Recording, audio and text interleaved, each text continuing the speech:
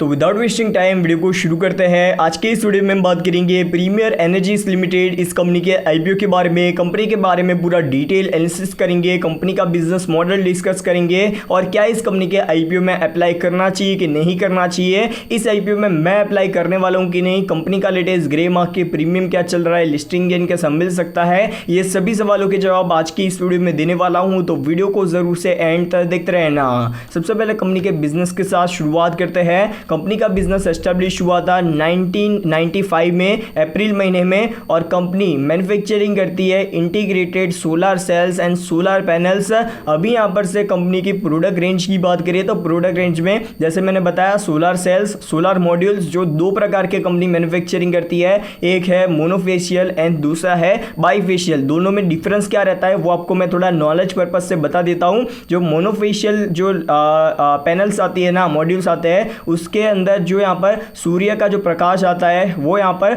Front side से मतलब direct पड़ता है तो ही यहाँ पर इलेक्ट्रिसिटी जनरेट होती है। बाकी यार जो यहाँ पर बैक साइड से जो प्रकाश आता है, हीट आती है, तो वहाँ से इलेक्ट्रिसिटी मोनोफेशियल जनरेट नहीं कर पाती है पैनल्स।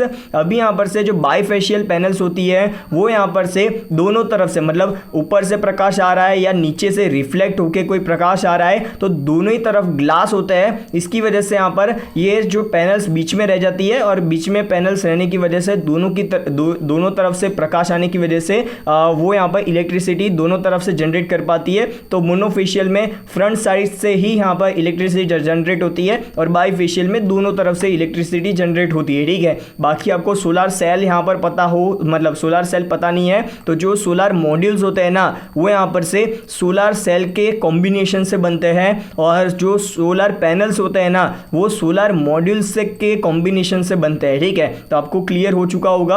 अभी यहाँ पर से ये कंपनी के टोटल मैन्युफैक्चरिंग फैसिलिटी की बात करें तो टोटल 5 मैन्युफैक्चरिंग फैसिलिटी है, सारी की सारी हैदराबाद, तेलंगाना, इंडिया के अंदर कंपनी की मैन्युफैक्चरिंग फैसिलिटी देखने को मिल जाती है। कंपनी की क्लाइंट लिस्ट देखोगे तो बहुत ही ज़्यादा इंप्रेसिव क्लाइंट लिस्ट देखने को मिलती है। बहुत बड़ी बड़ी कंपनियां जैसे कि NTPC power, Tata power, solar system limited, उसके बाद पैनासोनिक लाइफ सॉल्यूशंस एंड और भी यहाँ पर से बहुत सारी शक्ति जो पंप्स है, और उसके बाद first energy, blue pipe energies and और भी बहुत सारी कंपनियां हैं जो यहाँ पर इनके पास से सोलर पैनल्स खरीदती है। ये सोलर स्क्वायर एनर्जीज लिमिटेड, इसका भी एक बहुत बड़ा नाम है, जानी पहचानी कंपनी है, लिस्टेड नहीं है पर ये सभी कंपनियां इस कंपनी की क्लाइंट देखने को मिल जाती है। ठीक है, अभी यार आपको यहाँ पर कंपनी के बिजनेस के बारे में थोड़ा और डिटेल देखें तो कंपनी के पास ऑर्डर बुक में बहुत ही बड़ा अमाउंट अवेलेबल है, मतलब ऑलमोस्ट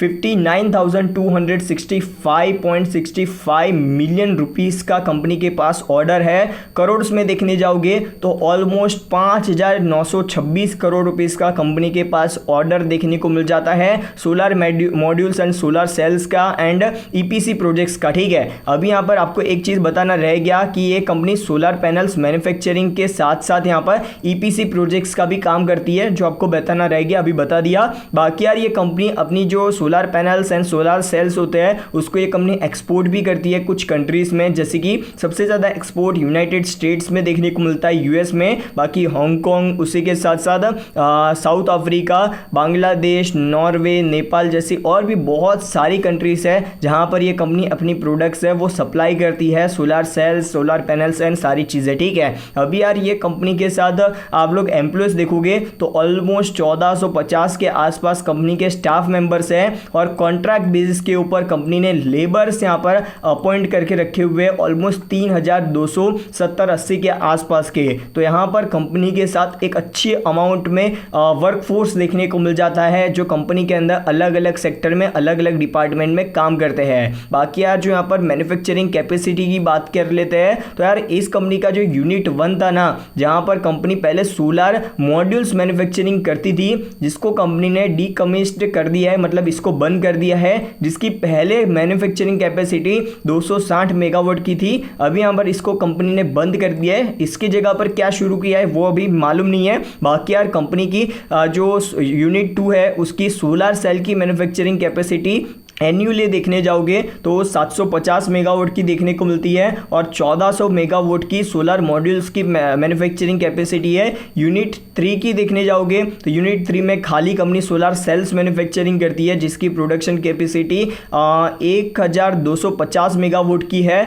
और यहाँ पर कंपनी सोलर मॉड्यूल्स मैन्युफैक्चरिंग नहीं करती है। बाकी यूनिट 4 एंड 5 में दोनों ही जगह पर कंपनी सोलर मॉड्यूल्स मैन्युफैक्चरिंग करती है जिसकी respectively manufacturing capacity 1600 megawatt and 1134 megawatt की देखने को मिलती है। तो टोटल यहां पर से कंपनी की मैन्युफैक्चरिंग कैपेसिटी सोलर सेल्स की 2000 मेगावाट्स की मतलब 2 गीगावाट्स की कंपनी की सोलर मैन्युफैक्चरिंग कैपेसिटी है एनुअली एंड सोलर मॉड्यूल्स की मैन्युफैक्चरिंग कैपेसिटी टोटल यहां पर सभी यूनिट्स को मिला के 4.13 गीगावाट्स की देखने को मिलती है 4130 मेगावाट्स की। ठीक है, तो यहां पर कंपनी अपनी मैन्युफैक्चरिंग कैपेसिटी को एक्स्ट्रा ऑर्डिनरी तरीके से बढ़ाया है पिछले 2-3 सालों के अंदर। तो ये मेरे को चीज़ अच्छी लगी कि कंपनी को ग्रोथ आगे के लिए फ्यूचर के लिए नज़र आ रहा है। तो यार यहाँ पर अभी इस कंपनी का आईपीओ लाने के पीछे का ऑब्जेक्टिव क्या है, रीज़न क्या है, कंपनी आईपीओ लेकर क्यों आना चाहती है। तो सबसे पहले कंपनी ने बताया है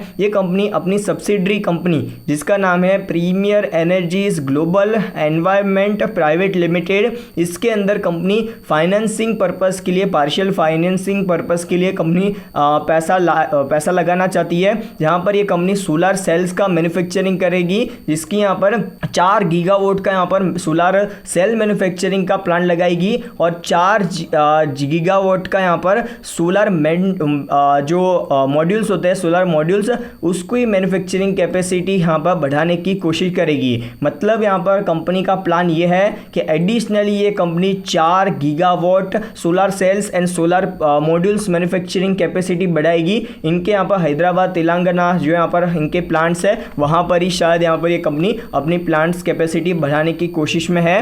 बाकी यह कंपनी जनरल कॉर्पोरेट पर्पस ये 2 रीज़न की वजह से आईपीओ लेकर आना चाहती है। अभी आपको क्लियर हो चुका होगा कि कंपनी अपने बिजनेस एक्सपांशन के लिए तो ये कंपनी आईपीओ लेकर आ रही है। एक चीज़ आपको मैं क्लियर कर देता हूँ, ये जो यहाँ पर कंपनी का एकदम क्लियर विजन है, कंपनी यहाँ पर से सोलर सेल्स यहाँ पर मैन्युफैक्चरिंग करती है और सोलर मॉड्यूल्स मैन्युफैक्चरिंग करती है, अपना कोई भी सोलर प्लांट नहीं लगाती है। मतलब इलेक्ट्रिसिटी जनरेट करके और उसके बाद सोलर की जो इलेक्ट्रिसिटी है वो यहाँ पर बेच के पैसा कमाना वो ये नहीं करती है। बस solar cells and solar modules and EPC projects को कंप्लीट करके ये कंपनी अपने बिजनेस को चला रही है। ठीक है, एक चीज़ आपको क्लियर हो गई। बाकी इस कंपनी के फाइनेंशियल्स की बात करें तो देखो 2000 सारी अमाउंट्स है वो करोड़ में है। 2022 से लेकर 2024 तक का डेटा आप लोगों के सामने है। नंबर ऑफ एसेट्स है वो ऑलमोस्ट 1340 लाख रुपए से 3735 लाख रुपए पर आ चुके हैं। रेवेन्यूज की बात करें तो वो 770 लाख रुपए से ऑलमोस्ट 1670 लाख रुपए पर आ चुके हैं। कंपनी 2022 में कोविड-19 के टाइम में लॉस की थी ऑलमोस्ट 14 करोड़ रुपीस के आसपास का, जो यहाँ पर से कंपनी ने अभी यहाँ पर प्रॉफिट में तब्दील कर दिया है। और कंपनी के प्रमोटर्स ने एक चीज़ बताई है कि जब से कंपनी शुरू हुई है तब से लेकर अभी तक 1-2 बार ही कंपनी यहाँ पर लॉस मेकिंग रही है। जो कोविड-19 के टाइम था वही कंपनी का लॉस था, बाकी ये कंपनी हर साल अपना बिजनेस है वो प्रॉफिटेबली रन कर रही है। ठीक है, तो ये चीज़ आपको पता होना चाहिए। बाकी यार ये कंपनी का रिसेंट ईयर FY24 की बात करें तो वहाँ पर कंपनी अपने बिजनेस को पूरी तरीके से प्रॉफिटेबली चला रही है। ठीक है, बाकी इस कंपनी की नेटवर्थ में भी एक अच्छा जंप देखने को मिला है। कंपनी के रिजर्व्स भी 200 लाख रुपए से अभी 255 लाख रुपए पर ट्रेड हो रहे हैं। कर्जे की बात करें तो 450 लाख रुपए से 1200 लाख रुपए पर आ चुका है। तो कर्जा कंपनी का बड़ा है क्योंकि कंपनी ने मैन्युफैक्चरिंग कैपेसिटी को बढ़ाया है, उसके लिए कर्जा लिया है। ठीक है, अभी ये कर्जा किससे लिया है तो रिसेंटली इन्होंने IREDA करके स्टॉक मार्केट में कंपनी लिस्टेड है, उससे इस कंपनी ने अच्छा खासा रिसेंटली कर्जा लिया है। तो ये भी आपको चीज़ बता देता हूँ। ठीक है, अभी यार इस कंपनी के आईपीओ की बेसिक डिटेल्स की बात करें तो 27 अगस्त से लेकर 29 अगस्त तक आईपीओ चलेगा। आईपीओ में जो प्राइस बैंड है वो 427 रुपये से लेकर 450 रुपये का देखने को मिलता है। एक लॉट में 33 शेयर्स मिलेंगे। टोटल जो इशू साइज है वो 2830.40 करोड़ रुपीस का है, जिसमें फ्रेश इशू है वो 1291.4 करोड़ रुपीस का देखने को मिलता है और बाकी का ऑफर फॉर सेल है। कंपनी के आईपीओ में जो एम्प्लॉयज हैं उनके लिए 22 रुपये पर शेयर का डिस्काउंट दिया गया है एम्प्लॉय कोटा के अंदर। कंपनी NSE BSE के ऊपर लिस्ट होती हुई नजर आ जाएगी, ठीक है। अभी यार इस कंपनी की IPO में रिटेल कोटा है वो यहाँ पर से 35% का रखा गया है, मतलब रिटेल कोटा की कैटेगरी में 35% यहाँ पर रखा गया है, जो मेरे हिसाब से डिसेंट है। सभी IPO में ऐसा ही देखने को मिलता है। बाकी IPO के टाइम टेबल की बात करें तो यार इस IPO की शुरुआत यहाँ पर 27 अगस्त को कल के दिन से हो जाएगी। 29 अगस्त तक कंपनी का IPO चलेगा। 30 अगस्त को तो इस IPO का अलॉटमेंट डेट है। 2 सितंबर को initial refund date and demat account में शेयर्स क्रेडिट होंगे और 3 सितंबर को ये कंपनी सुबह 10 बजे कंपनी शेयर बाजार में लिस्ट होती हुई नजर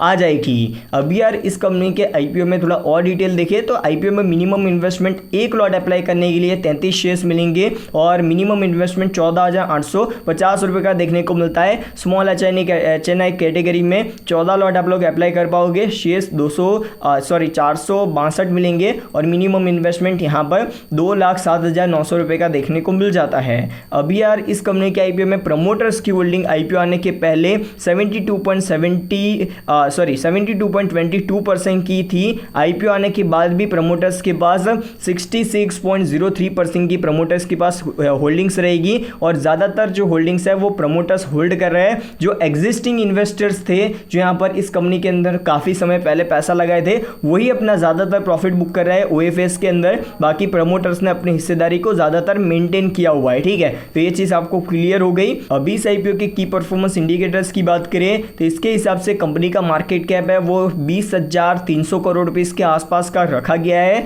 और इस कंपनी का यहाँ पर से ग्रोथ रेट है ओवरऑल अच्छा नजर आ रहा है। प्राइस टू बुक वैल्यू देखोगे तो वो 30 का मांगा गया है। Price to debt to equity ratio भी बहुत ही ज़्यादा हाई है। तो आप लोग यहाँ पर देखने जाओगे तो कंपनी के फाइनेंशियल जरूर से अच्छी तरीके से रेवेन्यू प्रॉफिट के मामले में ग्रो कर रहे हैं, पर कंपनी की जो वैल्यूशन है वो यहाँ पर एक्स्ट्रा ऑर्डिनरी हाई मांगी गई है। ये चीज़ आपको पता होना चाहिए। बाकी इस कंपनी का प्राइस टू अर्निंग रेशियो है वो 82 का चल रहा है, मतलब 82 के प्राइस टू अर्निंग रेशियो के ऊपर कंपनी IPO लेकर आ रही है। बहुत ही ज़्यादा हाई वैल्यूशन, जो मेरे को यहाँ पर बहुत ही बड़ा रिस्क नज़र आ रहा है, ठीक है। अभी रिस्क जो लोग यहाँ पर से IPO में लिस्टिंग के बाद इन्वेस्टमेंट करते हैं थोड़े समय के बाद उनके लिए रहेगा, क्योंकि यार लिस्टिंग तो यहाँ पर इस कंपनी का बहुत ही अच्छा होने की तैयारी है, ठीक है। कैसा रहेगा लिस्टिंग उसके बारे में थोड़ा डिस्कशन कर लेते हैं। तो IPO में सब्सक्रिप्शन अभी तक शुरू नहीं हुआ है, सब्सक्रिप्शन जैसे ही शुरू हो जाएगा अपडेटेड वीडियोस में जानकारी मिल जाएगी। बाकी इस IPO में ग्रे मार्क के प्रीमियम की बात करें तो वो चल रहा है 333 रुपए पर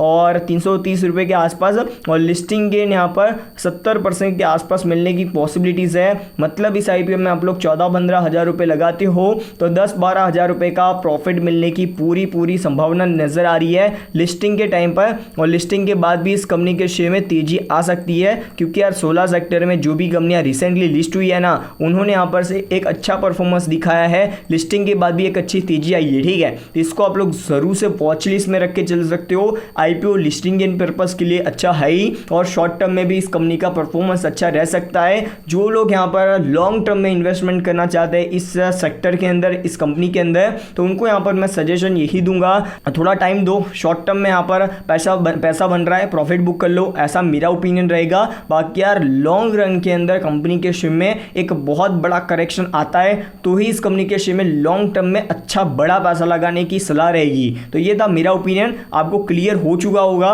कि भाई ये कंपनी लिस्टिंग इन पर्पस के लिए अप्लाई कर रहे हो, बढ़िया है। शॉर्ट टर्म के लिए कंपनी के शेयर में इन्वेस्टमेंट करना चाहते हो, बढ़िया है। लॉन्ग टर्म में इस वैल्यूशन के ऊपर कंपनी के शेयर में नहीं खरीदारी करनी है, ठीक है। तो आपको क्लियर हो चुका है। अभी आपके लिए एक सोलर सेक्टर से जुड़ा हुआ सवाल जिसका आंसर आपको कमेंट सेक्शन में बताना है। Which is the largest solar company in India in terms of, ये सभी जो प्रोडक्ट्स है solar cells, solar modules and ये solar rooftops, panels and water pumps, ये सभी प्रोडक्ट्स को मैन्युफैक्चरिंग करने में सबसे ज़्यादा मैन्युफैक्चरिंग कैपेसिटी किसकी है और कौन सी कंपनी सबसे ज़्यादा मैन्युफैक्चरिंग कर पा रही है। यहाँ पर आपके सामने ऑप्शन है सब अदानी पावर, उसके बाद Tata power, Adani green energy limited and GSW energy. जो लोग भी सही आंसर देंगे उसके कमेंट को मैं हार्ट दे दूंगा।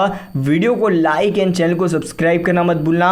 हम हमारे कंटेंट में कैसे इंप्रूवमेंट और ला सकते हैं, जो आपके पास कोई सजेशन हो तो आप लोग कमेंट सेक्शन में बता सकते हो। बाकी बाकी इसका आंसर आप लोग ज़रूर से कमेंट सेक्शन में बता सकते हो और अपना ओपिनियन बताना कि आप लोग इस IPO में अप्लाई करने वाले हो कि नहीं। वीडियो को लाइक एंड चैनल को सब्सक्राइब कर लो। बस आज के लिए इतना ही। गुड बाय, फिर मिलते हैं नेक्स्ट वीडियो में। Good bye.